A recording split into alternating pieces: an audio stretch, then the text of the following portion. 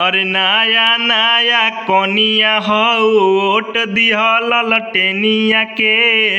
अरे नया नया कोनिया हौ ओट दिहल लटेनिया के। तो हेलो दोस्तों, आपका स्वागत है हमारे YouTube channel writer Mahesh Prajapati में। तो दोस्तों, आज हम एक आरजेडी का चुनाव प्रचार सॉन्ग लेकर आए हैं जो कि फुल और फ्री है। काफ़ी अच्छा मैटर है, मार्केट में बजने वाला मैटर है, हिट होने वाला मैटर है। तो चलिए स्टार्ट करते हैं बिना समय गवाए मुखड़े के साथ। अरे भूलिया ना भैया खेसारी वाला हई निसनिया के। अरे भूलिया ना भैया खेसारी वाला हई निसनिया के। अरे नया नया कोनिया हौ ओट दिहल लटेनिया के।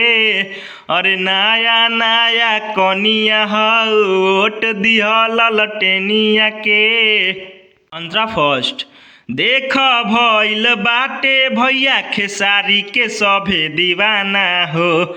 जीती हैं भैया खेसारी तबे होई विकास रोजाना हो। अरे देख भइल बाटे भैया खेसारी के सभे दीवाना हो। जीती हैं भैया खेसारी तबे होई विकास रोजाना हो। अरे कमी ना करिए भैया कबो बिजली औरी पनिया के। अरे नया नया कोनिया हौ ओट दिहल लटेनिया के। अरे नया नया कोनिया हौ ओट दिहल लटेनिया के। अंतरा सेकेंड ललटेनिए के हर जगह बाटे बोल बाला हो।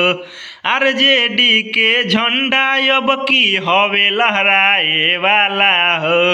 अरे ललटेनिए के हर जगह बाटे बोल बाला हो। आरजेडी के झंडा अब की हवे लहराए वाला हो। अरे महेश राज छोटुआ जाके दबई है लालटेन बटनिया के। अरे नया नया कोनिया हौ ओट दिहल लटेनिया के। अरे नया नया कोनिया हौ ओट दिहल लटेनिया के।